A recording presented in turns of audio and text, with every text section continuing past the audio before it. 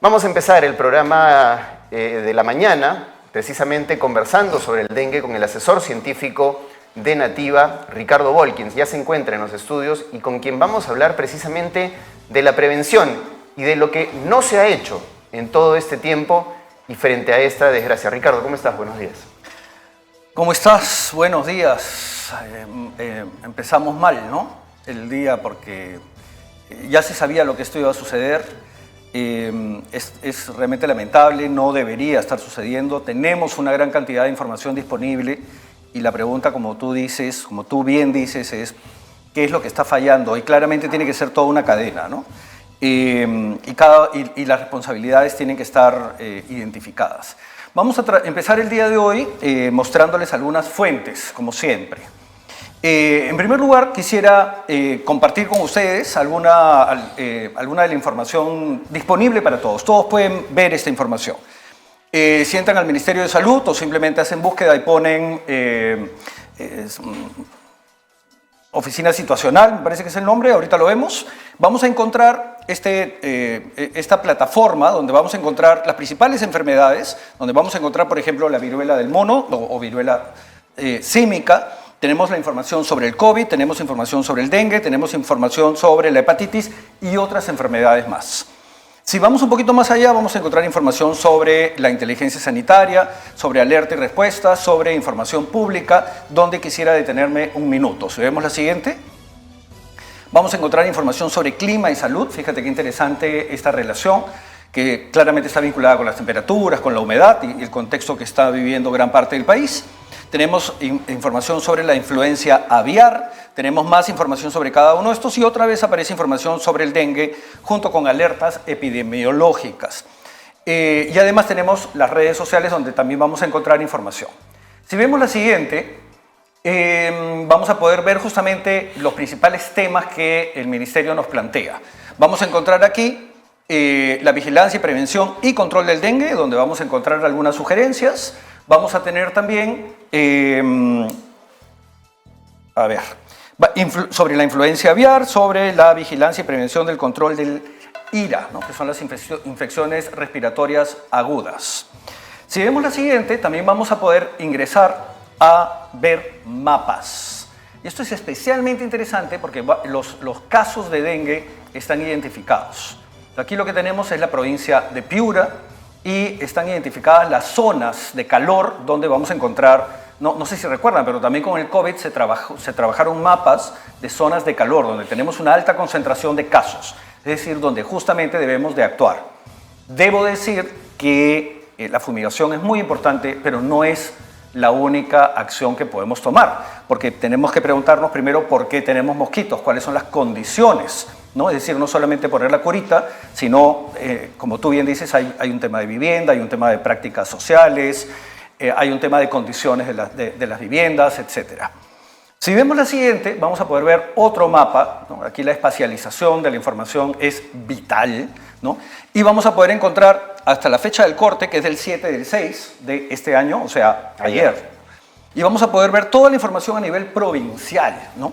Lo que tenemos aquí es el número de casos acumulados. Entonces podemos ver, por ejemplo, que el azul, que está tanto en Piura como en algunos otros departamentos, están arriba de 500 casos, ¿no? Pero tenemos también estas manchas negras que están entre 2.000 y 6.000 casos. Además tenemos información estadística, o sea que puedes hacer clic en este mapa y además ver más información. La información es abundante. La información, ¿por qué es importante? Porque nos permite tomar decisiones. ¿Quiénes?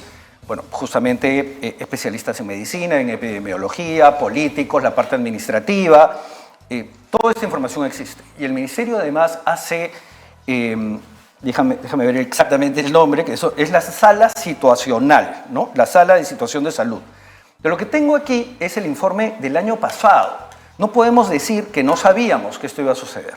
No solamente, como tú dices, hay un informe que presentamos en este programa hace unas semanas, en donde, digamos, se hacía un recuento de todos los efectos del niño del 2017, donde se sabía que iba a haber dengue, malaria, problemas respiratorios, problemas digestivos, o sea, todo estaba como registrado y era un calco de lo que se sabía que estaba por suceder.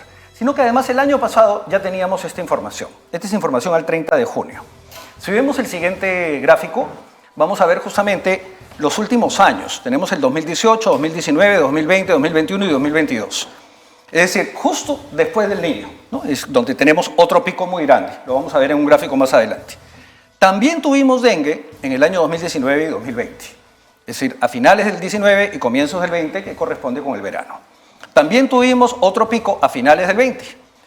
Aquí lo interesante es que si te das cuenta hay una línea que va creciendo y esto nos va a bajar mágicamente. Entonces hemos tenido años para tomar medidas y yo sí creo que tenemos que replantearnos el tipo de vivienda que hay en el país. Justamente hablábamos de esto, me parece que la semana pasada o antepasada. No se puede construir igual en la costa, en la sierra, en la selva, en el norte, en el centro y en el sur. Lamentablemente el modelo de vivienda se ha replicado en todas partes, ¿no? Aquí yo creo que necesitamos ayuda de los arquitectos para rediseñar y dejar de construir, por ejemplo, las azoteas muchas veces se llenan de agua. Entonces, claro, son lugares perfectos para la crianza de mosquitos, ¿no? Y esto fue lo que sucedió en el año 22, ¿no? Entonces, ¿qué es lo que está pasando? Bueno, esta información además está espacializada, como te digo, pero también tenemos tablas como la siguiente, donde tenemos cada uno de los departamentos y los casos acumulados. Y ya se sabía que estos números estaban subiendo, o sea, no es sorpresa. Además tenemos otros mapas donde vemos tres situaciones muy distintas. Acá tenemos dengue sin señales de alarma, porque ciertamente algunas personas a veces tienen dengue y, digamos, tienen una pequeña fiebre, pero no es algo que nos alarme. Los números van en todo lo que está en rojo, y fíjate todas las zonas del país que tenemos con dengue. O sea, no solamente tenemos Tumbes, Piura, Lambayeque, también en Ancash, también en Lima, sobre todo en los distritos, pero también en Ica y en gran parte de la selva, casi toda la selva. Pero tenemos algunas personas que tienen señales de alarma. ¿Qué cosa es una señal de alarma? Síntomas bastante más complicados, que debo decir que a la hora que estuve investigando, la verdad es que son casi de terror, ¿no? Son realmente, yo ya casi los consideraría graves, ¿no?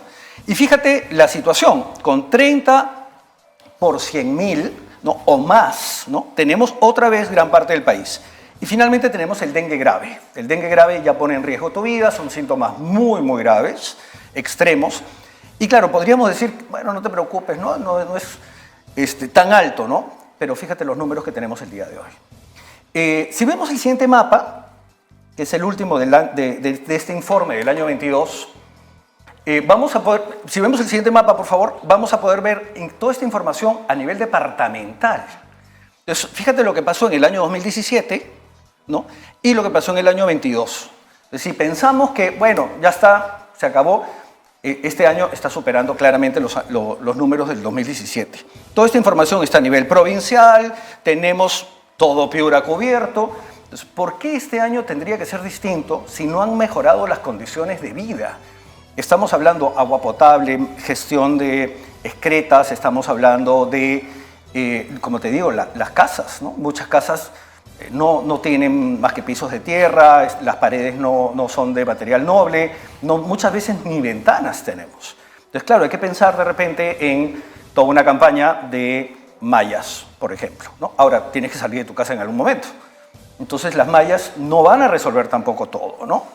Empecemos a ver el documento de este año. Si vemos el siguiente, por favor, vamos a poder ver y hacer esta comparación con el informe anterior. Este fue el año 2017, ese es el año actual. Pues claro, podemos ver que es casi el doble. Es cierto que tenemos los casos confirmados no tan altos, pero siempre hay gente que se pierde, que no llega al hospital, y podemos ver qué es lo que está pasando con los casos probables, ¿no? Y además una tendencia realmente desalentadora, ¿no? Si vemos el siguiente mapa, también quisiera puntualizar un par de temas. Tenemos aquí el número de casos. Tenemos más de 30.000 casos en la zona de Piura. Recordemos que Piura es uno de los departamentos más poblados. Entonces, claramente tiene que tener una gran cantidad de casos, ¿no? Si en cambio vemos la tasa por 1.000 habitantes, vamos a poder ver que no es solamente Piura el caso, sino que también tenemos Lambayeque, también tenemos Ica, también tenemos los 3 departamentos clásicos de la selva, ¿no? La situación, yo diría que amerita tomar acciones urgentes. Y por último, este dashboard también nos presenta información en la que podemos, digamos, ver cada uno de los departamentos. Fíjense la cantidad de información que hay, casi no hay departamento que se salve. Si bien Piura, por los altos números, nos puede llamar la atención y decir, no, hay que concentrarnos en Piura, y ciertamente habría que hacerlo, no podemos desatender otros departamentos, porque si no vamos a tener situaciones igual de graves, ¿no? ¿A qué información podríamos acudir? Porque a veces podríamos pensar, uy, ¿a quién se le iba a ocurrir que esto iba a suceder? ¿No? Qué mala suerte, una vez más la naturaleza se ensaña con el peruano, ¿no? Bien, tenemos este documento que es la guía práctica para la atención de casos de dengue en el Perú. Entonces, en principio, todos los médicos deberían saber qué hacer. Deberíamos tener médicos experimentados, porque han estado viviendo esta situación los últimos años. Y este material es del año 2011. O sea, tenemos 12 años con los protocolos establecidos. ¿Por qué puede ser que no se estén cumpliendo? Como tú bien has planteado, las infraestructuras ya no dan más, faltan equipamientos. El otro día hace 2 días estábamos escuchando al director, me parece, del Hospital Regional de Piura, diciendo que faltaban camas UCI para niños, para bebés. Claro, ¿cómo vamos a salvarlos si no tenemos las condiciones? Y hoy día vamos casi a cualquier hospital del Perú y sabemos que el médico te va a dar una receta, vas a ir a la farmacia y te van a decir no hay. ¿No? Entonces, ciertamente el sistema de salud debería ser una prioridad en este país. Yo sí creo que deberíamos aspirar a tener el mejor sistema de salud de Latinoamérica. Nos lo merecemos, lo necesitamos. Más aún habiendo salido y habiendo vivido lo que hemos vivido, Ricardo, con el COVID. Es decir, no hay justificación, y yo creo que por eso viene la indignación de la situación que se está viviendo en Piura, porque no hemos aprendido la lección después de todo lo que ha sucedido. Es decir, esas camas ya deberían estar implementadas. Deberíamos estar un paso adelante de la desgracia y no tener que lamentarla. Y necesitamos un colchón, ¿no? Porque yo entiendo que la parte administrativa siempre está diciendo, bueno, ¿para qué contrato un médico si no va a hacer nada, ¿no? ¿Para qué contrato una enfermera más? ¿Para qué compro una cama más? Justamente para tener un espacio holgado. Hoy día cualquier persona que se acerca a un hospital del Estado sabe que va a tener que hacer cola desde la madrugada, que va a tener que esperar, que no vamos a tener suficiente personal. ¿Qué es el dengue y cuáles son los síntomas? Como ya sabemos, es una enfermedad que se transmite a través de un mosquito específico, que es el egipcio. ¿Y cuáles son los síntomas clave? ¿No? Tenemos primero dolor de ojos, tenemos fiebre, dolor muscular, dolor de cabeza, dolor en los huesos, que como ustedes saben, los que ya tenemos cierta edad, ¿no? Es un dolor profundo, es como una punzada, ¿no? Que no te deja casi ni pensar. Pero también tenemos náuseas y vómitos. Esto es algo especialmente complicado, ¿no? Sobre todo si estás solo, si, ¿no?, estás en tu casa. Además, dolores en las articulaciones y finalmente sarpullido. Pero hay otros, que son los que tenemos aquí al costado. Tenemos, por ejemplo, dolor abdominal intenso y continuo, sangrado de las mucosas. Incluso, por ejemplo, hay mujeres que tienen sangrado vaginal. Tenemos acumulación clínica de líquidos, alteración del estado de la conciencia. Entonces, tenemos gente que tiene somnolencia, que le cuesta estar despierto. Tenemos convulsiones, aumento progresivo del hematocrito, que tiene que ver con los glóbulos rojos, y hasta dificultad para respirar. Como puedes ver, no es un cuadro deseable ni para tu peor enemigo. Aumento del tamaño del hígado. O sea, ¿qué síntomas de acá, ¿no?, perdonamos, ¿no? Tenemos que cuidarnos y tenemos que cuidar a toda la población, realmente. Ahora, hay campañas que se han estado haciendo en los últimos años. Y si googlean, van a encontrar campañas en realidad en toda Latinoamérica. Ciertamente es un problema regional, ¿no? No es solamente el Perú, pero tenemos que afrontarlo lo más pronto posible. No podemos quedarnos a la cola. Por ejemplo, una de las campañas más importantes que tal vez recordemos en los últimos años antes de la pandemia, porque hemos tenido casi todas las plagas bíblicas ya, tenemos la atención del tratamiento del dengue, Zika y esto que casi es impronunciable, justamente vinculados con el zancudo. Ya sabemos que el peligro es el zancudo. Entonces lo que tenemos que hacer es quitar las condiciones para la reproducción de ese animal. Por otro lado está la vulnerabilidad. No tenemos información, nuestro sistema de salud es débil, la alta rotación muchas veces en el sistema de salud, estos médicos que son contratados anualmente, que son mandados a otra parte, no siempre tienen experiencia, ¿no? La alta también rotación en los directivos, que son los que tienen que tomar las decisiones. Entonces, hemos tenido campañas que han funcionado. Yo no veo una gran campaña con respecto al dengue. Si vemos la siguiente, vamos a ver, por ejemplo, ya estas del dengue. ¿Cuáles son los consejos básicos? Lava, escobilla y tapa los recipientes donde almacenas agua. No basta con cambiar el agua, hay que rascar porque a veces el huevito se queda pegado en la pared. Voltea y pon boca abajo los objetos que pueden almacenar agua. Ese es un gran consejo, voltéalos. Elimina las cosas que no usas que almacenan agua. Un gran ejemplo son las típicas botellas que ponemos en el patio porque un día van a servir, ¿no? Y claro, llueve, no nos damos cuenta, el agua queda y estas botellas terminan siendo casi experimentos de reproducción de mosquitos. Y por último, colabora con el personal de salud. Hemos visto a personas que no dejan entrar al personal de salud, que no se dejan ayudar. Entonces, claro, tú puedes tener mucho cuidado en tu casa, pero si tu vecino no colabora, el mosquito no va a venir de tu casa, puede venir del vecino. Vemos la siguiente campaña. Y vemos algunas ideas similares, pero por ejemplo mucha gente acumula estas plantas acuáticas, ¿no? Las colecciona casi, ¿no?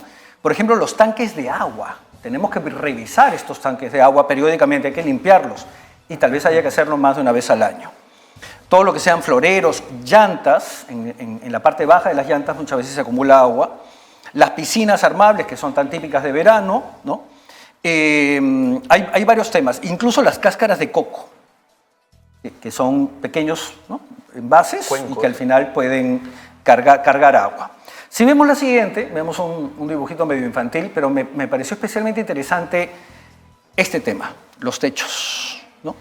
Estos techos que a veces tienen tejas en el espacio rural, pero a veces, como te decía, también las azoteas. Si se acumula agua y sobre todo, por ejemplo, en las canaletas, también vamos a estar reproduciendo el mosquito. Y si vemos las últimas, vamos a ver otra vez el tema de las canaletas y un tema que yo no me esperaba, que es muy interesante, que es las rejillas de desagüe. Incluso los desagües que siempre tienen una trampa, esa trampa, esa agua emposada, es un espacio perfecto para la reproducción del mosquito. El último que les traigo es un caso argentino, ¿no? donde dice, un poco repite todo esto, el tema del repelente, que por supuesto es importante, pero no todo el mundo puede pagar repelentes, ¿no? Por ejemplo, los patios, ¿no?, son bien interesantes en las casas y muchas veces decimos, no, ahí están, y van acumulando agua. Entonces, al final, nosotros también tenemos que colaborar y bastante, ¿no? Así es, Ricardo. Muchas gracias, Ricardo, por este comentario, siempre acertado, y por supuesto ningún consejo a estas alturas de la desgracia que estamos viviendo es poco. En verdad, nuevamente instamos a las autoridades a activar los protocolos de emergencia, a coordinar entre ellos, porque la solución va a pasar por una solución intersectorial y no solo del Ministerio de Salud.